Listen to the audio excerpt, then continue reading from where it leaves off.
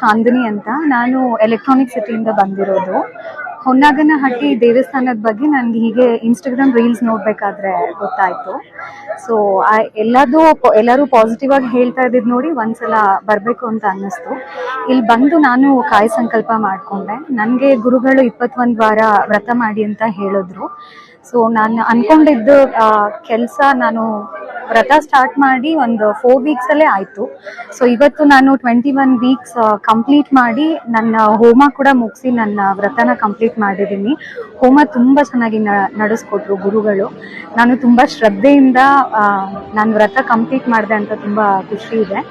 So ಇಲ್ಲಿ ನನಗೆ first ಬಂದಾಗ ನನಗೆ ಆಗಿ ಚೇಂಜಸ್ ಏನು ಅಂದರೆ ಮನಸ್ಸಿಗೆ ನೆಮ್ಮದಿ. ಫಸ್ಟ್ ಗುರುಗಳ ಹತ್ರ ಬಂದಾಗ ನಿಮ್ಗೆ ಅದೇ ಸಿಗೋದು. ಈ ದೇವಸ್ಥಾನಕ್ಕೆ ಬಂದಾಗ ನನಗೆ ತುಂಬ ನೆಮ್ಮದಿ ಅನ್ನಿಸ್ತು. ಜೀವನದಲ್ಲಿ ತುಂಬ ಚೇಂಜಸ್ ಕೂಡ ಕಾಣಿಸ್ತು.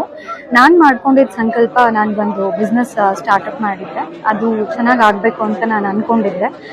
ನನಗೆ ಇದು ದೊಡ್ಡ ಮಿರಾಕಲ್ ಅಂತಲೇ ಹೇಳ್ಬೋದು. ಬಿಕಾಸ್ ನಾನು ಕಾಯಿ ಕಟ್ಟಿ ಒಂದು 3-4 ವೀಕ್ಸಲ್ಲೇ ನಂಗೆ ಚೇಂಜಸ್ ಗೊತ್ತಾಯಿತು. ತುಂಬ ಚೆನ್ನಾಗಿ ನಡೀತಾ ಇದೆ ಬಿಸ್ನೆಸ್ ಕೂಡ. ಸೊ ನನಗೆ ಇಲ್ಲಿ ಬಂದಾಗ ನಿಜವಾಗ್ಲೂ ಚೇಂಜಸ್ ಗೊತ್ತಾಗಿದೆ. ನಾನು ಎಲ್ಲರ ಹತ್ರ ಕೇಳ್ಕೊಳ್ಳೋದಿಷ್ಟೇ, ಒಂದ್ಸಲ ನೀವು ಇಲ್ಲಿ ಬಂದು ಕಾಯಿ ಸಂಕಲ್ಪ ಮಾಡಿ, ಚೇಂಜಸ್ ನಿಮಗೆ ಗೊತ್ತಾಗುತ್ತೆ. Thank you.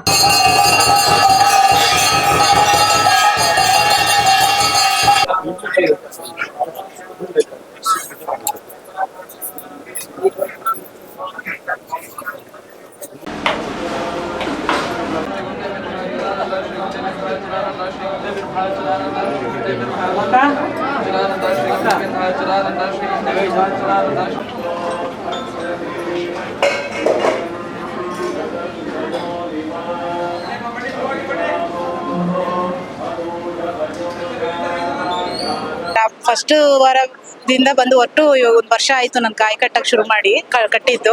ಪ್ರತಿ ವಾರನೂ ನನಗೇನು ಬರಕ್ ಆಗ್ತಿರ್ಲಿಲ್ಲ. ಆದಷ್ಟು ಬರಕ್ ಪ್ರಯತ್ನ ಮಾಡಿದ್ದೀನಿ. ಬಂದು 21 ವಾರನೂ ಕಂಪ್ಲೀಟ್ ಮಾಡಿದ್ದೀನಿ. ನಾನು ಏನು ಅನ್ಕೊಂಡಿದ್ದ ನನ್ನ ರಾಯರು ನಿಜ ಅದು ನನ್ನ ನೆರವೇರುತ್ತೆ ಅಂತ 15 ವರ್ಷದಿಂದ ಪರಿಶ್ರಮ ಪಟ್ಟಿದ್ದು ನನಗೆ ಇಷ್ಟು ಬೇಗ ನನಗೆ ಸಿಗುತ್ತೆ ಅಂತ ಖಂಡಿತವಾಗ್ಲೂ ನಾನು ಅನ್ಕೊಂಡೇ ಇರಲಿಲ್ಲ. ಅದು ನನಗೆ ಯಾವ ಥರ ಕೂಡ್ ಬಂತು ಅಂದರೆ, ನನಗೆ ಗೊತ್ತಿಲ್ದೇನೆ, ನನ್ನ ಹತ್ರ ಯಾವ ಹಣಕಾಸು ಇಲ್ದೇನೆ, 1 ರೂಪಾಯಿನೂ ಇಲ್ದೇನೆ ನಾನು ಕೈ ಹಾಕಿದ್ದಿಲ್ಲ ಬಂದು ಕಟ್ಟು ಹೋಗಿದ್ದು ದಿನದಿಂದ ಇವತ್ತಿಗೆ ನನ್ನ ಅದು ನನ್ಗೆ ಕಂಪ್ಲೀಟ್ ಆಗಿ ನಾನು ಏನು ಅನ್ಕೊಂಡಿದ್ದೆ ಅದು ಖಂಡಿತವಾಗ್ಲಾಗಿದೆ. ಪ್ರತಿಯೊಬ್ರು ಇಲ್ಲಿ ಎಷ್ಟು ಜನ ಇವಾಗ ನನ್ನ ಆಸೆ ನೆರವೇರೋದ್ರಿಂದ ನಾನು ಇನ್ನೂ 10 ಜನಕ್ಕೆ ಹೇಳ್ತೀನಿ. ನಾನು ಹೇಳಿ ಇಲ್ಲಿ ಕಳಿಸ್ತಾ ಇದ್ದೀನಿ. ಅವ್ರಿಗೂ ಎಲ್ಲ ಅನುಕೂಲಗಳು ಆಗ್ತಾ ಇದೆ. ಇವತ್ತಿಗೆ ನನ್ನ ಹೋಮದ್ದು ಇವತ್ತು ಡೇಟ್ ಇತ್ತು, ನಾನು ಕಂಪ್ಲೀಟ್ ಆಯ್ತು. ನನ್ನ ಮನಸ್ಸು ತೃಪ್ತಿಯಾಗಿ ಆಮೇಲೆ ಇನ್ನೊಂದು ಏನಂದ್ರೆ, ಇಲ್ಲಿ ಕಟ್ಟಿದ ಕಾಯಿನ ಇರೋದೇ ಇಲ್ಲ. ನಾವು ಇನ್ನೊಂದ್ಸಲಿ ಬಂದು ನೋಡೋಷ್ಟ್ರೊಳಗೆ ಅಲ್ಲಿ ಕಣ್ಣೀರ್ ಹಾಕೊಂಡು ಹೋಗಿ ನಿಂತ್ಕೊಂಡ್ರೆ ಅದು ಎಲ್ಲಿರುತ್ತೋ ನಮ್ಗೆ ಅದೇ ಸಿಕ್ಬಿಡುತ್ತೆ. ಅದೊಂದು ಇಲ್ಲಿ ಚೆನ್ನಾಗಿ ವಿಸ್ಮಯ. ನನ್ಗೆ ಅದು 1-2-3 ಸಲ ಆಗಿದೆ ಅನುಭವ.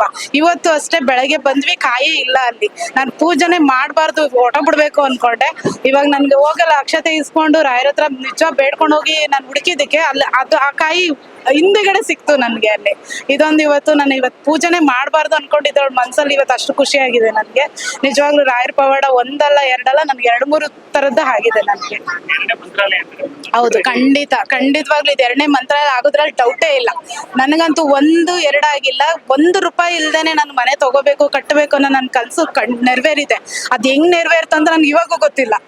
ಅದಷ್ಟು ಚೆನ್ನಾಗಿ ನನಗೆ ರಾಯರು ತುಂಬಾ ನನಗೆ ಹೆಲ್ಪ್ ಮಾಡಿದ್ದಾರೆ. ನಾನು ಇನ್ನಿರೋ ತನಕ ನಾನು ರಾಯರ ಸೇವೆ ಮಾಡ್ಕೊಂಡು ಹೋಗ್ತೀನಿ. ಎಲ್ಲರೂ ಬರಬೇಕು.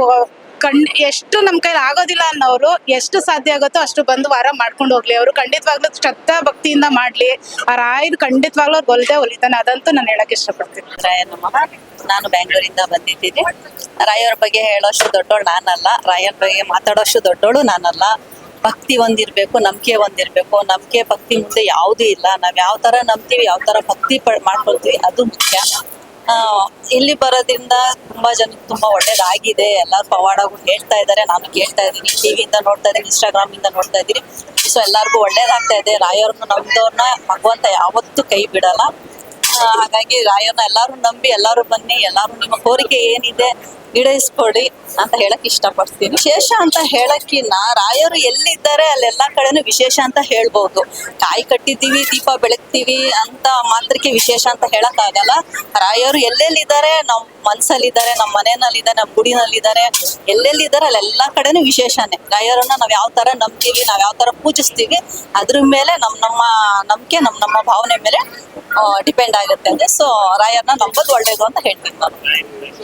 ಹಾ, ಸತ್ಯ, ರಾಯರಿದ್ದಾರೆ. ಈ ಕ್ಷೇತ್ರನ ಮಿನಿ ಮಂತ್ರಾಲಯ ಅಂತ ಕರೆಕ್ಷನ್ ಜನ ಅದ್ರ ಬಗ್ಗೆ ಹೇಳೋದಾದ್ರೆ ಸತ್ಯ ಅದನ್ನ ಒಂದ್ ಸುಳ್ಳು ಅಂತ ಹೇಳಕ್ ಆಗಲ್ಲ. ಯಾಕಂದ್ರೆ ಇಷ್ಟು ಜನ ನೋಡ್ತಾ ಇದೀವಿ, ಇಷ್ಟೊಂದು ಪವಾಡ ನಡೀತಾ ಇದೆ, ಯಾರ್ಯಾರು ಕೋರಿಕೆ ಕಟ್ಕೊಂಡಿದ್ದಾರೆ, ಕೋರಿಕೆ ನೆರವೇರ್ತಾ ಇದೆ. ಸೊ ಅದರಿಂದ ಸೆಕೆಂಡ್ ಮಂತ್ರಾಲಯ ಅಂತ ಹೇಳಿದ್ರೆ ತಪ್ಪಿಲ್ಲ ಅಂತ ನಾನು ಹೇಳಕ್ ಇಷ್ಟಪಡ್ತೀನಿ.